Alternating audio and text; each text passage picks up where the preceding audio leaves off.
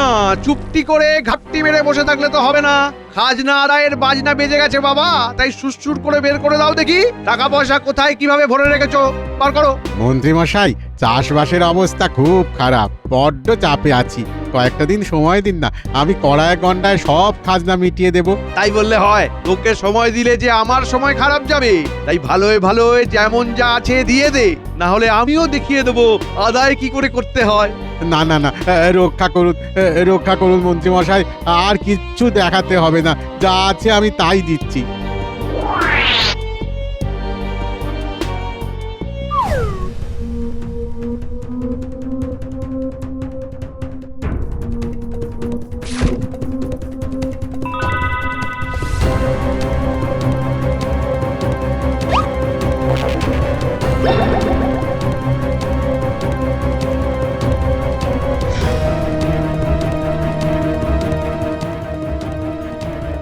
না, আজকের মতো অর্থ সংগ্রহ কর্মসূচি গরমে গরমে বেশ ভালোই হলো।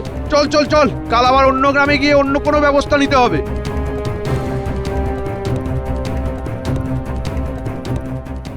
এইভাবে মন্ত্রীমশাই আসবেন আর ঝাঁট দিয়ে নিয়ে চলে যাবেন, সেটা তো আর হতে দেওয়া যায় না। হ্যাঁ, এ অনেক সহ্য করেছি, আর নয়, এবার একটা কিছু ব্যবস্থা করতেই হবে।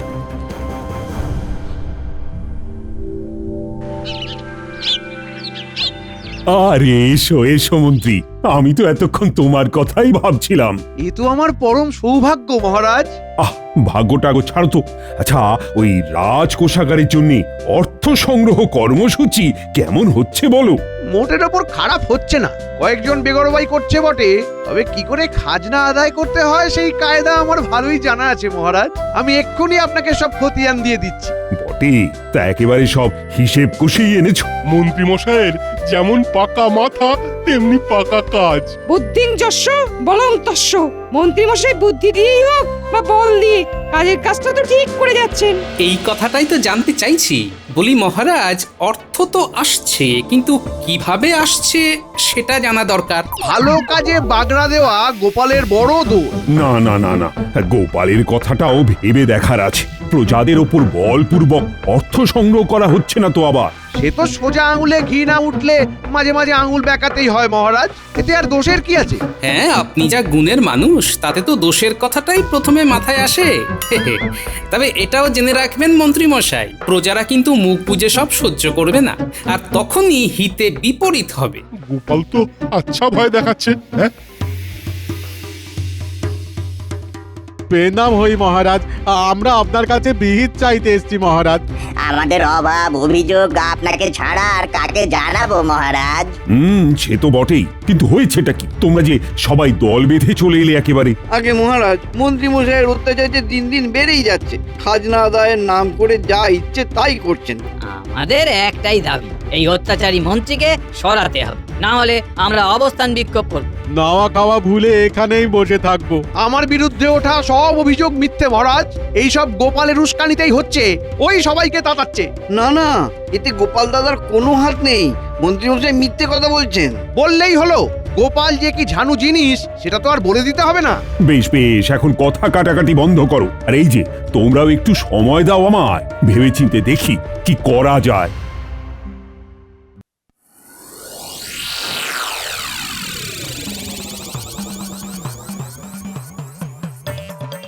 ব্যাপার কি গো? বলি কি এমন রাজকার্য করেছো, খুশিতে একেবারে ডগমগ হয়ে গেলে? কাজ আর আমাকে করতে হচ্ছে না গিন্নি, নিজেদের কাজ প্রজারা নিজেরাই করে ফেলছে। আজ তো তারা একেবারে দল বেঁধে মহারাজের কাছে এসে নিজেদের অভাব অভিযোগ জানিয়েছে। হ্যাঁ, তাই নাকি? তবে তো আমিও এবার আমার দাবি দেওয়া আদায় করে চড়বো। হ্যাঁ, দরকার হলে আমি মহারাজের কাছে যাব। হ্যাঁ, ব্যাস হয়ে গেল। সুযোগ একবার যেই পেয়েছে অমনি খপ করে ধরে ফেলেছে। তবে সেই যাই হোক, মহারাজ এবার কি ব্যবস্থা নেন সেটাই দেখার, বুঝলে?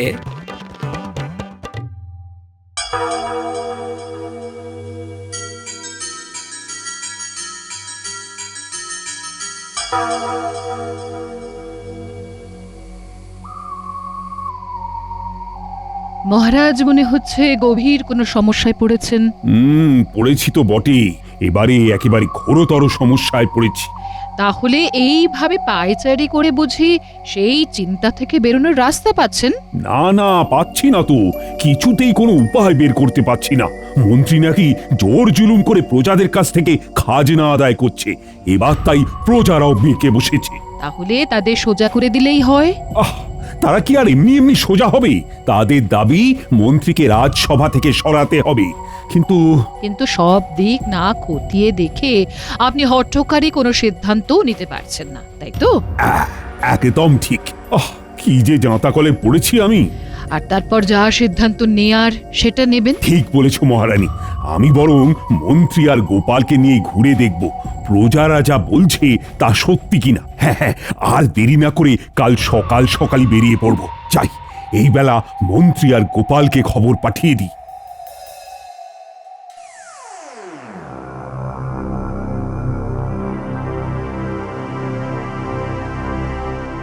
কোথায় ভাবলাম খাজনা আদায় করার তালে টাকা পয়সা সরিয়ে নিজের ট্যাগ ভরবো, তা নয়, এবার তো দেখছি উল্টো চক্করে পড়ে গেলাম। আবার কি নতুন কথা? বরাবরই তো এইরকমই হয়। একরকম ভাবি আর একরকম হয়। মন্ত্রীমশাই, মহারাজ কাল সকালেই আপনাকে দেখা করতে বলেছেন। আপনাকে সঙ্গে নিয়ে উনি নগর পরিক্রমায় বেরোবেন।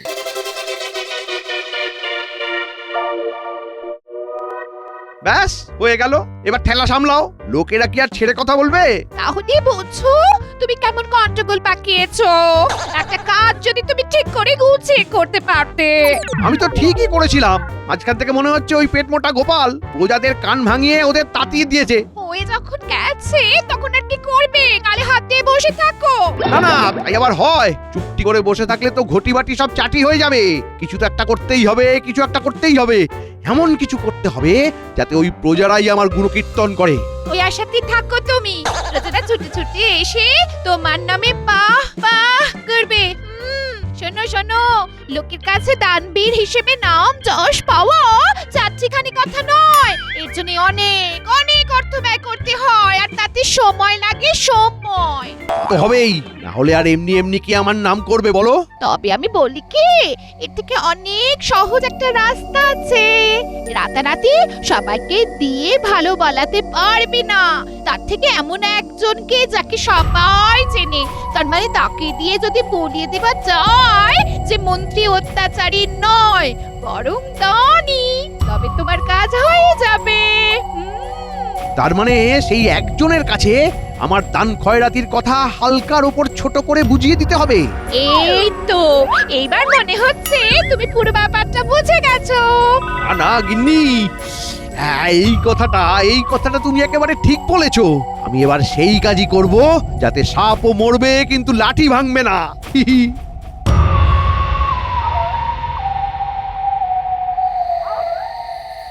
ওই দেখ, মন্ত্রীমশাই আসছেন। আমার মনে হচ্ছে মন্ত্রীমশাই এবারে আচ্ছা বেকায়দায় পড়েছেন। না হলে এই সাত তাড়াতাড়ি ছুটে আসেন। বেশ তো, মন্ত্রীমশাইকে কায়দা করে বিপদ থেকে উদ্ধার করব। আর ওই কায়দা থেকেই ফায়দা তুলবো। রে, নিজেদের মধ্যে যেন বেশ কিছুটা সলা পরামর্শ করে ফেললি মনে হচ্ছে। না না, এখনো কিছু করিনি, তবে আপনি বললে করতে হবে। সে তো করতেই হবে। শোন, তোদের একজন বিশেষ ব্যক্তিকে আমার বাড়িতে এনে হাজির করতে হবে। তারপর সেই দৃশ্য দেখে উনি নিজে আমার দানের কথা জানবেন আর সবার কাছে আমার দানের কথা প্রচারও করবেন। আর এইভাবেই আপনার নাম যশ রাজ্যের কোনায় কোনায় ছড়িয়ে পড়বে। এবার বল আমার পরিকল্পনাটা কেমন, বল। এ আর বলার কি আছে? এমন জিলিপির পেঁচ আপনার মাথা ছাড়া আর কার মাথা থেকে বেরোবে? এই, তোরা আমার নিন্দে করছিস না প্রশংসা? আগে আমরা কখনো আপনার নিন্দে করতে পারি? বেশ, তবে যেমন বললাম তেমন করে ফেল। যেভাবেই হোক ওনাকে বুঝিয়ে সুঝিয়ে এখানে হাজির করাতেই হবে। আর তার জন্য তোদের ওর গতিবিধির ওপর নজর রাখতে হবে। যা করার কাল সকালেই করতে হবে, হাতে কিন্তু একদম সময় নেই। আপনি কিচ্ছু ভাববেন না মন্ত্রীমশাই, আমরা ঠিক ফুসলিয়ে নিয়ে চলে আসবো।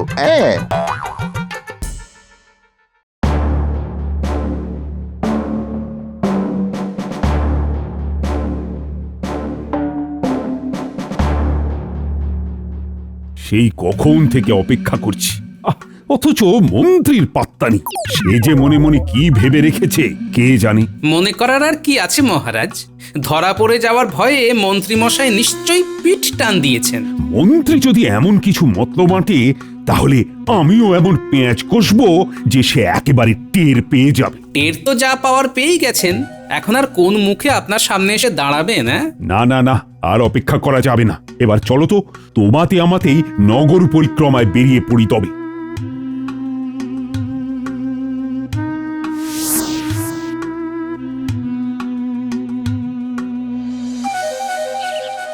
মহারাজ কি কোথাও বেরোচ্ছেন? না মানে পিছু ডাকলাম বলে কিছু মনে করবেন না, আসলে একটা খবর দিতে এলাম। খবর? কি খবর? আগে মন্ত্রীমশাইয়ের তো এই সময় আপনার সঙ্গে নগর পরিক্রমায় বেরোনোর কথা ছিল, তবে উনি আসতে পারবেন না। আসলে বেশ কিছু সাহায্য প্রার্থী এই সময় তার বাড়িতে এসে উপস্থিত হয়েছে, তাই মন্ত্রীমশাই আন্তরিকভাবে দুঃখ প্রকাশ করে এই খবরটা আপনাকে জানিয়েছেন। হ্যাঁ, তাই নাকি? কই, মন্ত্রীর এই গুণের কথাটা তো আগে কখনো শুনিনি। গুণের পরিমাণ বেড়ে গেলে কিন্তু আবার নুনে পোড়া হয়ে যেতে পারে মহারাজ।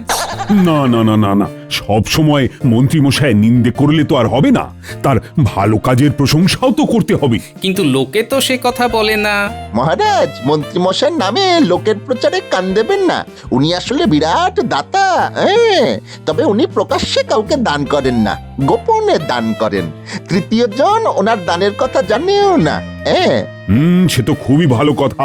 না না না, এই ব্যাপারটা যত শুনছি ততই ভারী ভালো লাগছে। সে আপনি যাই বলুন মহারাজ, আমার তো মনে হচ্ছে ডালমে নিশ্চয়ই কুছ কালা হ্যায়। আবার তুমি মন্ত্রীর কাজে গলদ ধরার চেষ্টা করছো। বেশ বেশ, তোমার যখন তার ভালো কাজে বিশ্বাস নেই, তখন তোমাকে সেখানে যেতে হবে না। তবে এই সব শোনার পর আমাকে তো একবার সেখানে যেতেই হবে। আমি নিজেই মন্ত্রীর বাড়িতে গিয়ে দেখব মন্ত্রী কেমন দান ধ্যান করে। সে আমাকে আপনি নাই নিয়ে যান, তবে আমি না গেলেও আমার চোখ সব দেখতে পাবে। নগর পরিক্রমা ছেড়ে আমি আগে বরং মন্ত্রীর দান ধর্ম দেখব।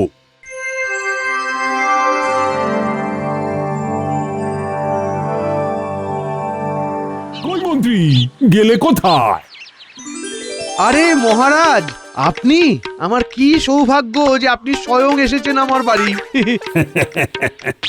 না এসে আর উপায় কি বলো? তোমার দান ধ্যানের যা খতিয়ান শুনলাম, তারপর তো আর না এসে পারা যায় না। না মানে তেমন কিছু না, আমি দান করতে চাই, তবে যশলাভ করতে চাই না মহারাজ। আহা, এসব কথা শুনলেও মন ভরে যায়। আগে মন্ত্রীমশাই, ও মন্ত্রীমশাই, ঘরে আছেন? বড় আশা নিয়ে আপনার কাছে এসেছি মন্ত্রীমশাই। আমি চোখে বড় একটা ভালো দেখতে পাই না, তাই এই চেয়ে চিনতেই চলে আমার।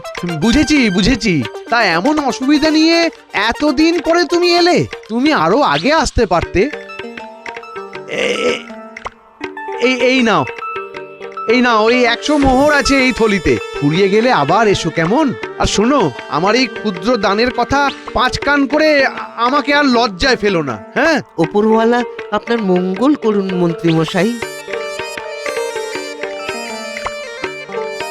এই বৃদ্ধ ভিখারিকে কিছু দান করবেন বাবা, আপনার অনেক মেহেরবানি হবে, অনেক নাম যশ হবে। নাম যশের দরকার নেই বাপু, তোমার কোনো মতে দুবেলা দুমুঠো জুটে গেলেই আমার ভালো লাগবে। এই নাও এই 100টা মোহর রাখো এখন, পরে লাগলে আবার এসো। হ্যাঁ, ধন্য আপনি, ধন্য আপনার দান ধ্যান, ধন্য ধন্য।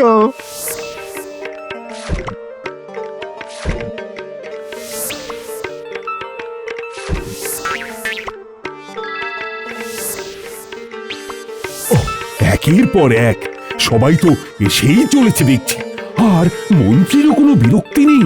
কেমন হাসি মুখে সবাইকে দান করে যাচ্ছে, অথচ নাম কেনার কোনো ইচ্ছেই নেই। না, বটা ঘটার কাজ আছে বলতে হবে। কেমন নিখুঁত ছদ্মবেশ ধরে ঘুরে ফিরে আসছে। এসেছি যখন, তখন আরেকটু না হয় দেখেই যাই। হ্যাঁ, বসুন না, যতক্ষণ খুশি বসুন। বটা ঘটাকে তো বলাই আছে, ওরা ঠিক পালা করে চালিয়ে যাবে। এ ব্যাপার কি বলো তো, সে তখন থেকে জ্ঞাত হয়ে বসে আছো। বলি হয়েছেটা কি তোমার? না না, আমার আবার কি হবে? যা হবার সে তো মন্ত্রী মশাইয়ের হবে গিন্নি, আমি তো বসে বসে দেখবো। হ্যাঁ হ্যাঁ, ওই দেখা ছাড়া আর কি বা করতে পারো? এখনো কতক্ষণ এরকম করে দেখবে শুনি?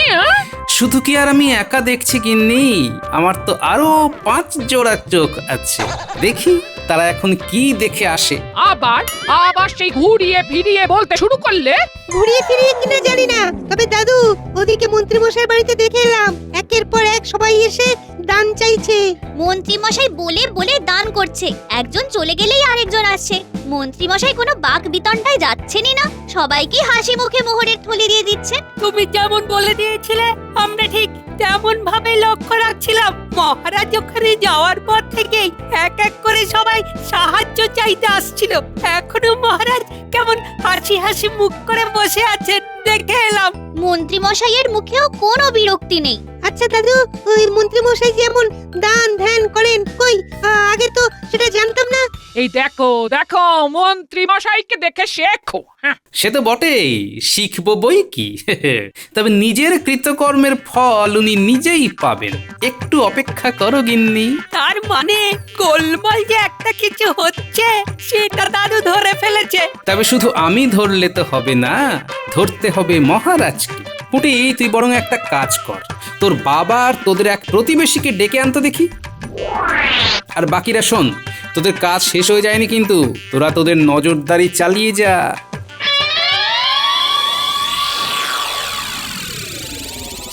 না, আর মনে হয় কেউ আসবে না আজ। চলো মন্ত্রী, এবার একটু জিরিয়ে নাও বরং। না না মহারাজ, মানুষকে সাহায্য করায় আমার কোনো ক্লান্তি নেই। ওরা যতক্ষণ আসবে ততক্ষণ আমি সাহায্যের হাত বাড়িয়ে দেব, যতটা যা পারি আর কি।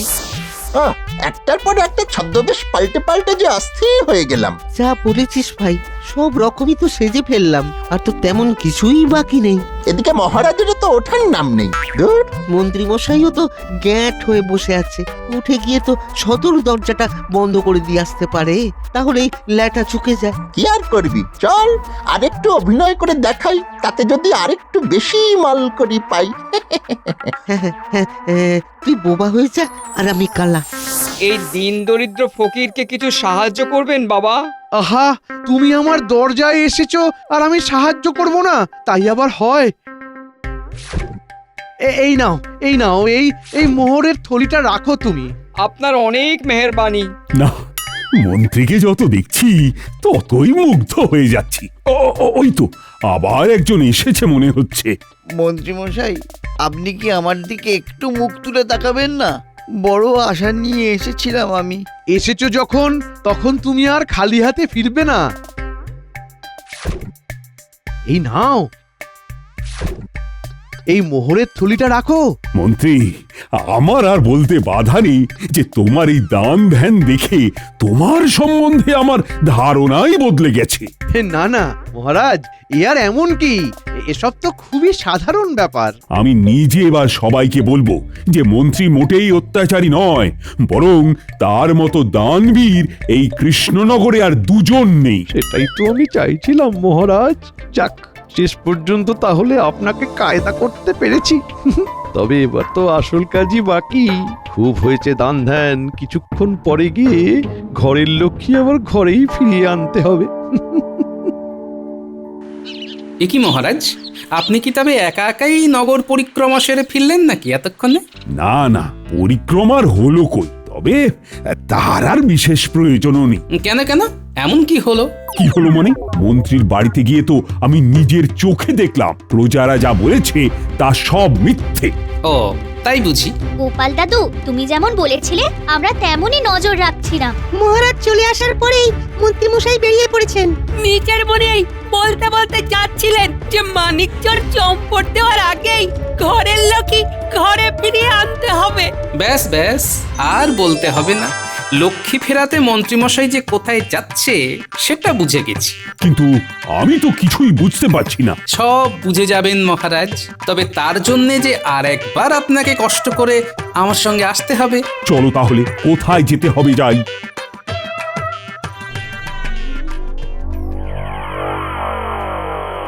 কিরে বটা ঘটা, ভেবেছিস মোহরের থলিগুলো বগল দাবা করে বহাল তবিয়তে গা ঢাকা দিবি? সেগুলো বালি, দে দে দে দে দে, দেখি দেখি দেখি আমার মোহরের থলিগুলো আমাকে ফেরত দে দে। না না, পালাবো আর কোথায়? আপনার মোহর আপনাকেই দেব। তার বদলেই তো আপনি আমাদের পুষিয়ে দেবেন। এই কথার মারপ্যাচ ছেড়ে 10টা থলি ফেরত দে, আমার সব গোনা আছে। 10টা তো নয় মন্ত্রী মশাই, এই নিন সব মিলিয়ে এই 8 থলি মোহরই আমরা পেয়েছি। হ্যাঁ। কেন কেন কেন? আমি তো 10টা থলি দিয়েছি। দেখ, একদম চালাকি করার চেষ্টা করবি না। বের কর বের কর, আরো 2টো থলি বের কর বলছি। আপনি বিশ্বাস করুন মন্ত্রী মশাই, আমরা মিথ্যে কথা বলছি না। সে কি? বাকি দুবার তাহলে কারা ভিক্ষে চাইতে এলো? কারা মোহরের থলি নিয়ে গেল রে? এ বাবা, এ কি হলো? সেই থলি দুটো এরা নিয়েছে মন্ত্রী মশাই, খোঁড়া আর ফকির সেজ। এই কে মানে কারা মানে সে আবার কি? আপনি ধরা পড়ে গেছেন মন্ত্রী মশাই। আর আপনার দান ধ্যানের গোপন কৌশল মহারাজও এবার বুঝতে পারছেন নিশ্চয়ই। বটা আর ঘটাকে সাহায্য প্রার্থী সাজিয়ে দান নয়, দানের অভিনয় করছিলেন আপনি। আমি সেটা বুঝতে পেরে আমার এই পরিচিত দুজনকে তাদের মাঝে জুড়ে দিয়েছি শুধু। কিন্তু আমি তো মানে না মানে ইয়ে মানে আর মানে মানে করতে হবে না। এবার আমি বুঝতে পারছি প্রজারা যা বলেছিল তা মিথ্যে নয়। আগামী 7 দিনের মধ্যে প্রজাদের কাছ থেকে জোর করে আদায় করা সব অর্থ তুমি সুদ সহ ফেরত দেবে। আমি মারা পড়ে যাব মহারাজ, এবারের মতো আমাকে ছেড়ে দিন মহারাজ, এমন কাজ আর করব না মহারাজ। যাও, যেমন বললাম তেমনই করো, না হলে তোমার কপালে আরো শাস্তি অপেক্ষা করছে। না না না না না, রক্ষা করুন মহারাজ, মহারাজ মহারাজ রক্ষা করুন। আমি যাচ্ছি, আমি এক্ষুনি যাচ্ছি মহারাজ, এক্ষুনি যাচ্ছি।